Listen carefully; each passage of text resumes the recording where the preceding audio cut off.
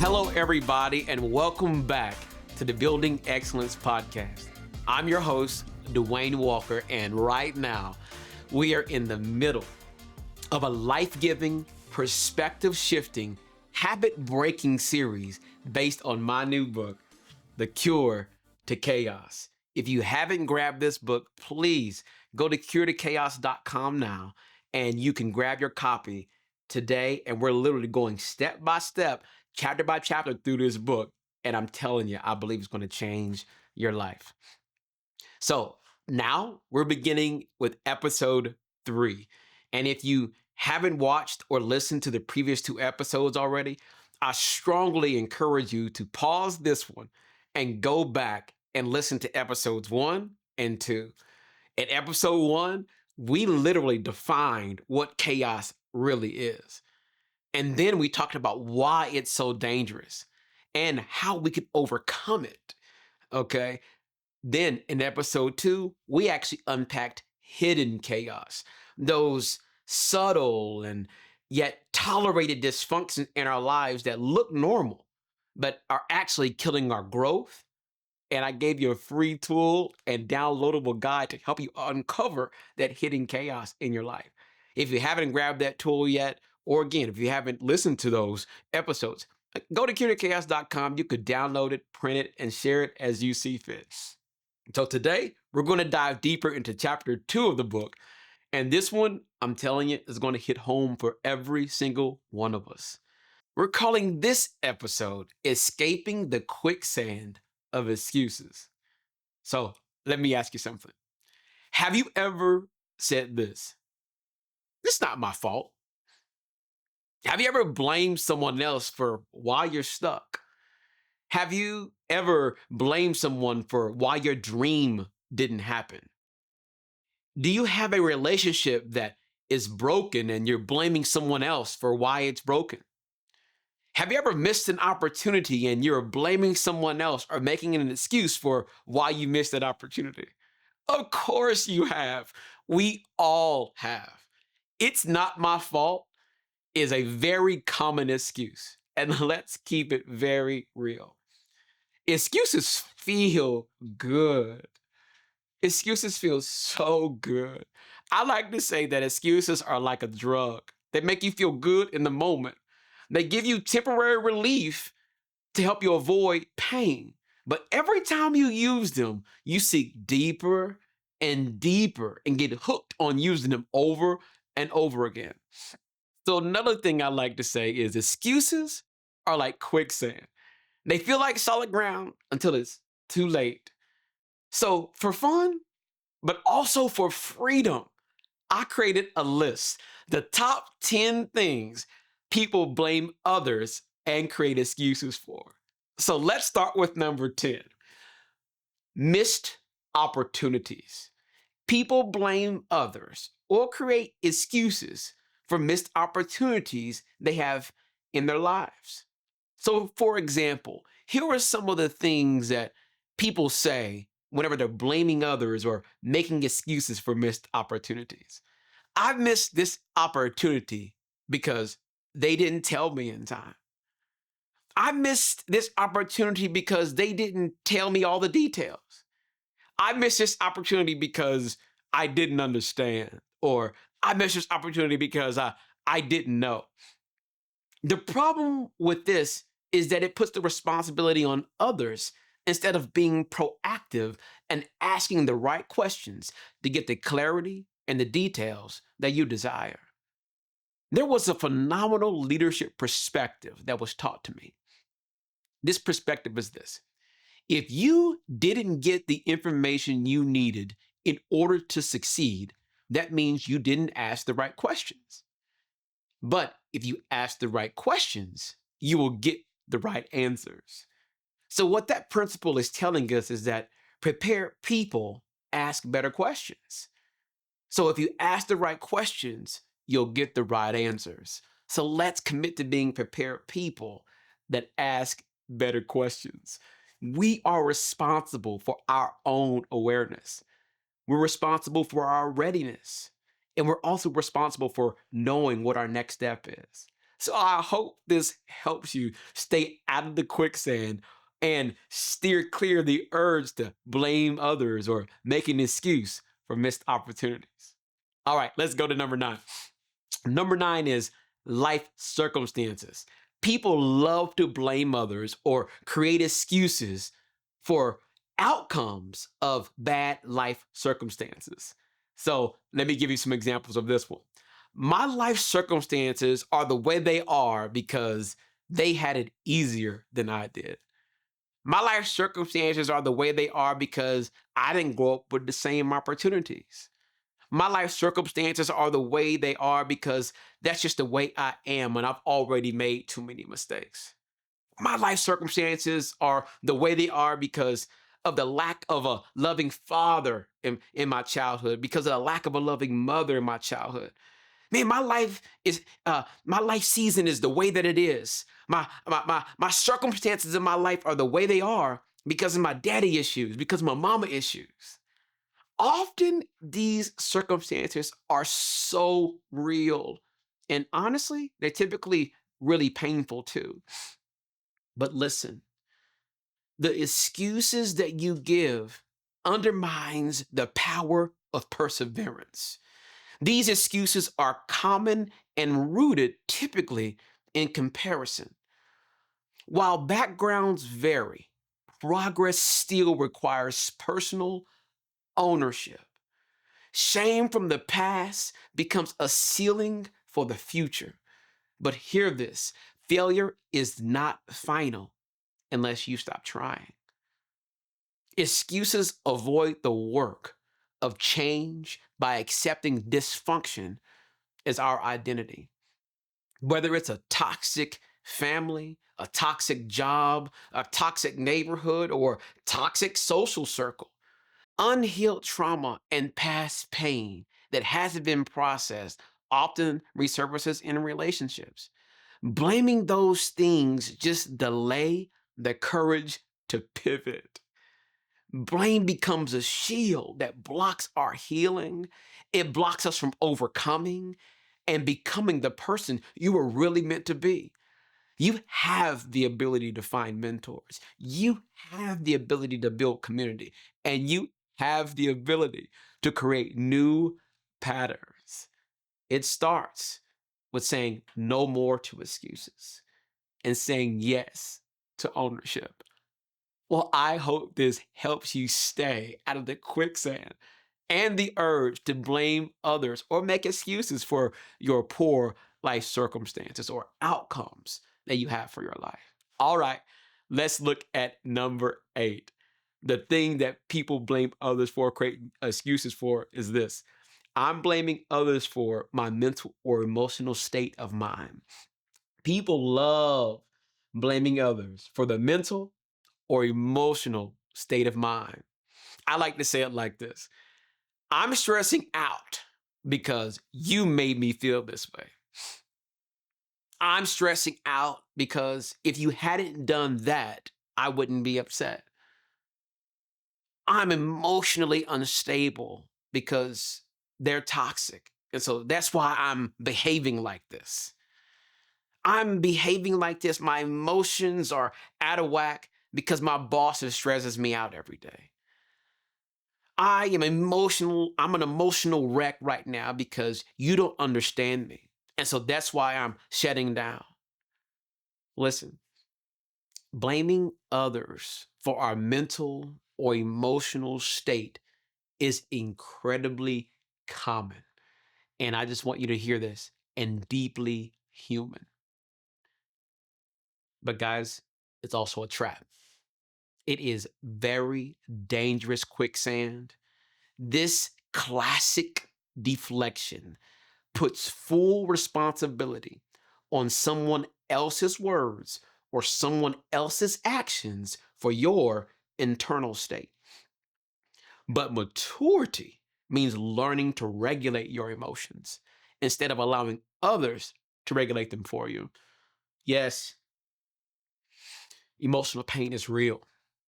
But growth starts when we say, my emotions are valid, but I'm responsible for how I manage them.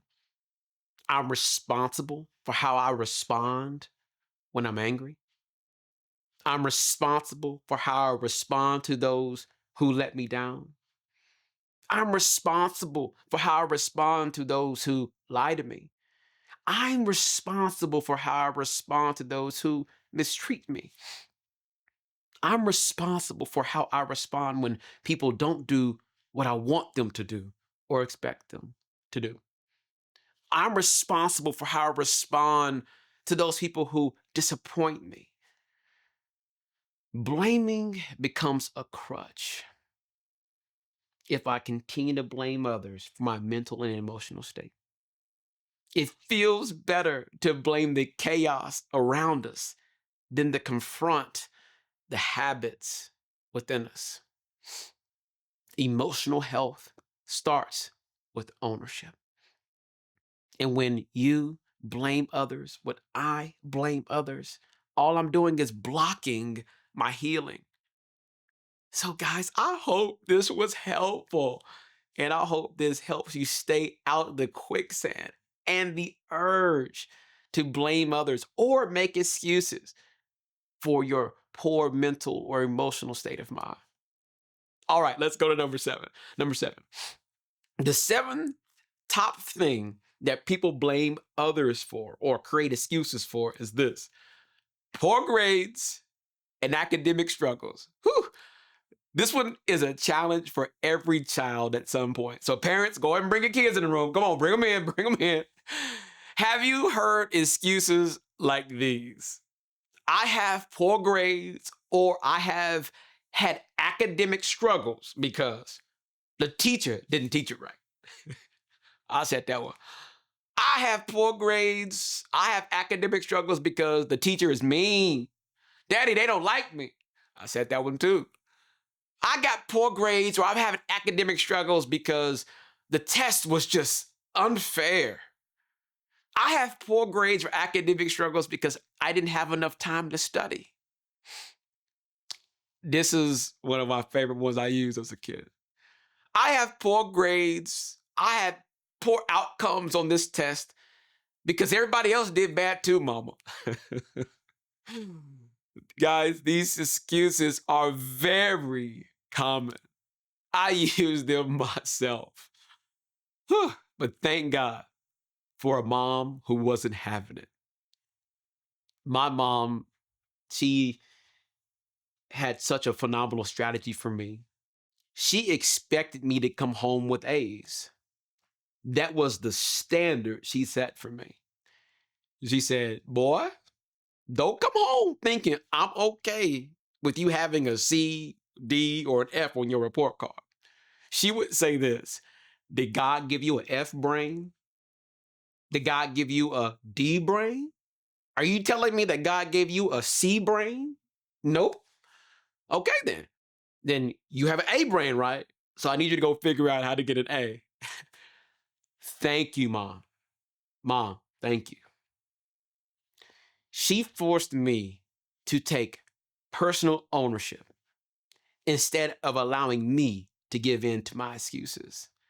These excuses overlook the importance of personal effort and responsibility. The excuse blames personal bias instead of examining the personal effort and behavior. This excuse is rooted in procrastination, poor time management, distractions, and lack of preparation or study strategy. So listen, focus on what you can do differently to get a different result and grow into the person that you were always meant to be. Don't let excuses water down your future. So, family, I hope this one helps you. Though all the kids in the room, all the teenagers in the room, I hope this helps you stay out of the quicksand and the urge to blame others or make excuses for your poor grades or your academic struggles. All right, let's move on. Let's move on to number 6. This is another good one: time management. How many of us have heard these excuses? I was late because of traffic. I missed this deadline, or I missed this meeting because they didn't remind me. I missed this deadline, or I missed this meeting because I got too much on my plate. Work is so busy, so I didn't have time to do that. My family needs too much from me right now, so I can't do my job well. I missed this deadline or meeting because I'm not administrative. I missed this deadline or meeting because I was going to get to that at some point, but you just got to it before me. I missed this deadline or I missed this meeting because I'm not a planner. I just go with the flow. This is a classic. Um, I just forgot. So that's why I missed the deadline. That's why I missed the meeting. Again, all these are super common excuses. They are symptoms of a deeper mindset and patterns that just need to be challenged. Here is how you could think differently in order to overcome each of those excuses and reclaim ownership of your time and responsibilities. So here's the first excuse. It was, I was late because of traffic or because they didn't remind me. Let's think differently. Being on time is my responsibility, not the road or someone else's responsibility to remind me. Best practice: plan buffer time. Send or set your own alarms. Proactive people prepare for disruptions. The next excuse was, I had too much on my plate. So let's commit to thinking differently there as well.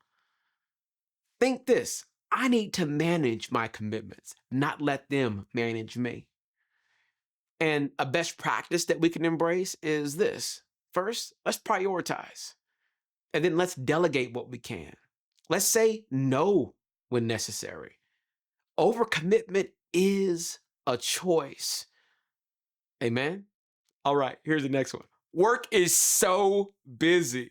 All right, then let's think differently. Busyness doesn't excuse neglect. Again, busyness doesn't excuse neglect. My priorities and your priorities, even if we're busy, they still matter. So, what's a best practice? A best practice is this: let's schedule margin. Let's build routines that serve both your work and personal life. Let's commit to protecting what matters most.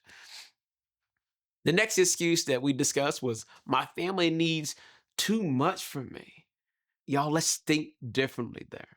Let's think this: I serve my family best when I lead myself well first. I got to repeat that.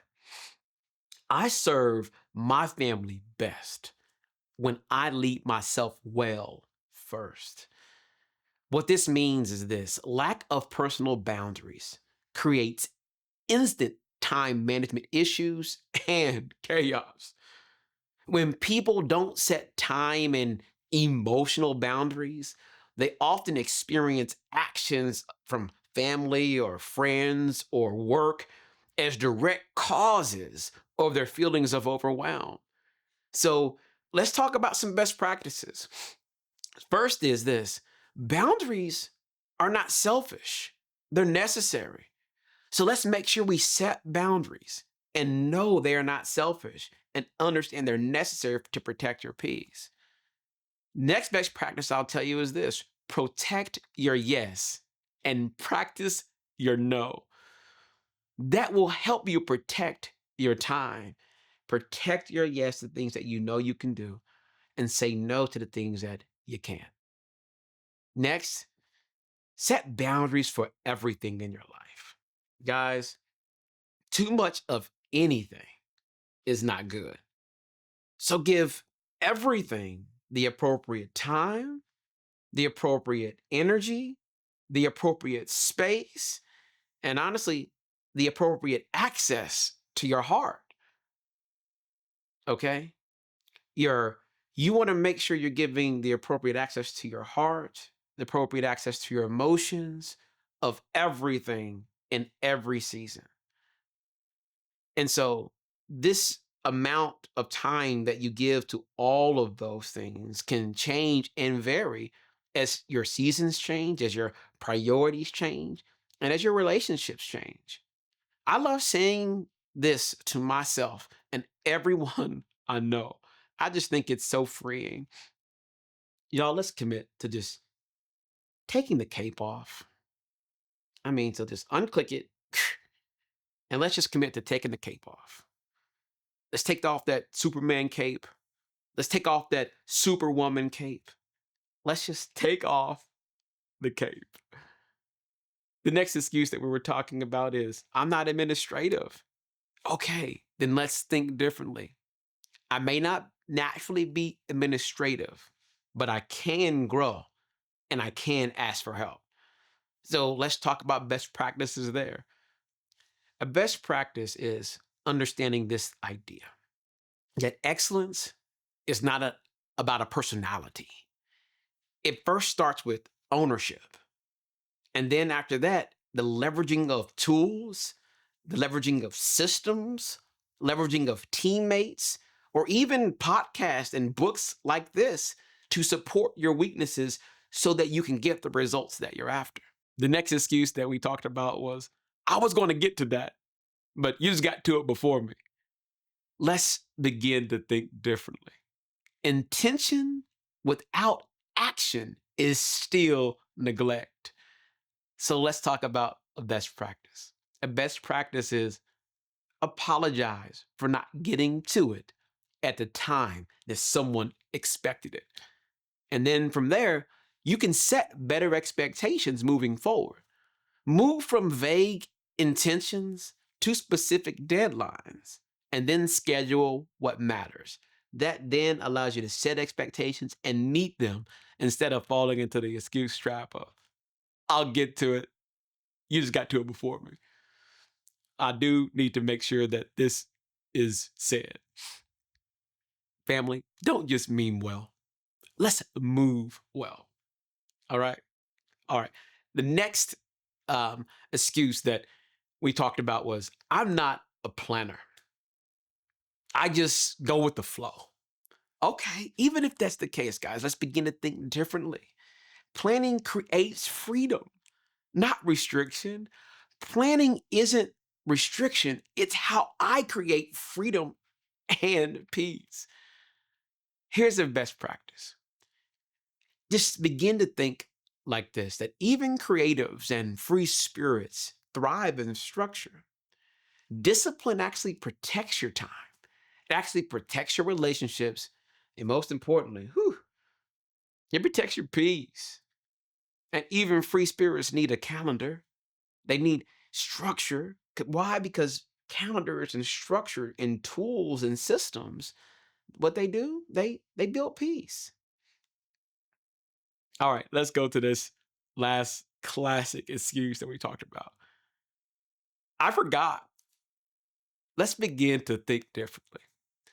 If it matters, it needs to live on a paper or in a system, not just in my brain. Don't rely on my memory on how much money I have in the bank. At least I hope you don't. Why do we not rely on our memory? Because how much money we got in the bank matters. So don't rely on our memory, or because again, our memory we can easily forget. We want to make sure we want to write down and have a system to be able to see anything that matters. So let's talk about best practices. Use reminders.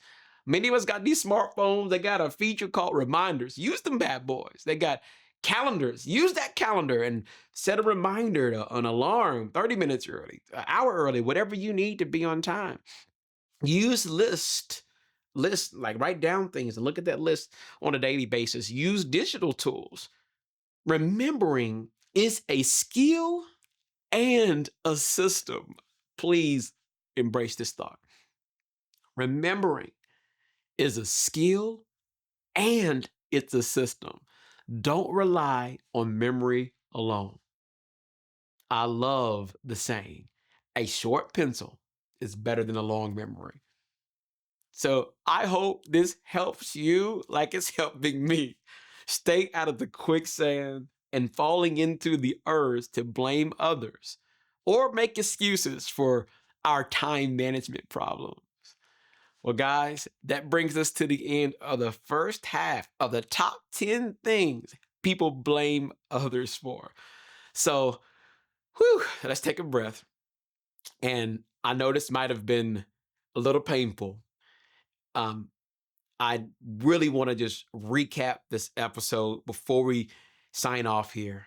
And the first thing I want to say is making excuses is deeply human. We all deal with it. And we are all in the fight to stop making excuses. When life feels out of control, blaming others can gives us the illusion of regaining control, even if it's just through emotional venting. Guys, I truly understand that it's really hard for almost all of us to admit that we're anxious at times. It's hard for us to admit that we're insecure or hurting, and blaming others feels safer than revealing weakness. It feels better and it's easier to blame others and make excuses rather than taking personal ownership. So I hope today helps you keep up the fight to not make excuses. I hope today is helping you and to build confidence in taking personal ownership. Why? Well, because excuses are like a drug. They make you feel so good. What we don't realize is every time we use them, we're seeking deeper and deeper into wanting to continue to use them. Excuses are like quicksand. They feel like you feel like you're on solid ground, but the longer you lean on them, the deeper you sink. Avoiding personal responsibility may protect your ego from discomfort, but discomfort is the very soil where most of us grow best. Many of us try to avoid and escape that soil, the moment, the seasons of discomfort. But listen, don't try to escape the place where God is trying to make you. God often shapes us best in discomfort. It's in discomfort where He shows us our limits, our weaknesses, and He's able to help us to stop relying on us and start believing in His power being made perfect in our weakness. It's in discomfort where He is growing our faith, He's growing our dependency so we can rely on Him, so we can get closer to Him. So He can shape you, He can shape me, He can mold us into the people that He has called us to be. Excuses, they seem so small in the moment. But let me tell you something. Excuses is like a permission slip for chaos. And chaos doesn't just wreck your calendar, it wrecks your confidence, it wrecks your calling, it wrecks your capacity.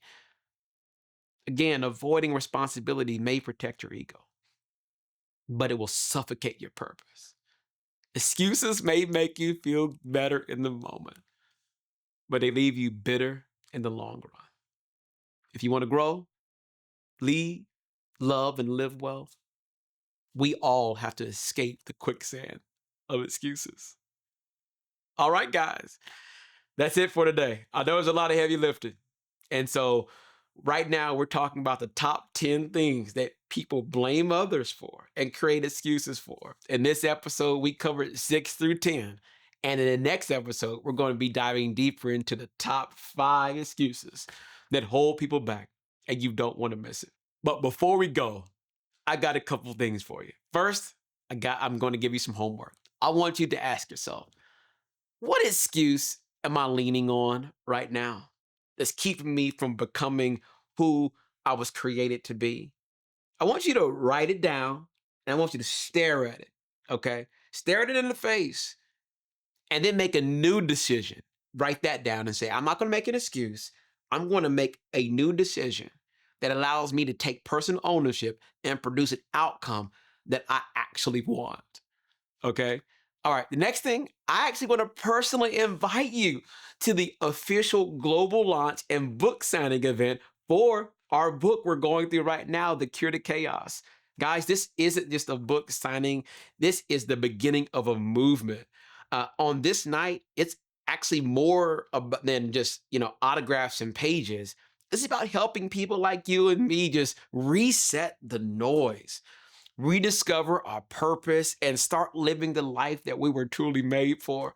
And this night, it's going to be relaxed. We're going to laugh and reflect and just be reminded that clarity is possible, even in this chaotic world. So, guys, again, mark your calendars. Saturday, June 14th, from 7 to 8:30 at Commonplace Books in Oklahoma City. Mark your calendars. It's going to be a powerful evening of connection, inspiration, and purpose. And then right after the signing, we're going to have a celebration. It's going to continue. We're going to have a one of a kind, like launch party after party, where it's going to be live music, great food, and beautiful people just hanging out. It's a perfect Saturday night vibe where you, your spouse, your family, your friends can just come out and just have an unforgettable time.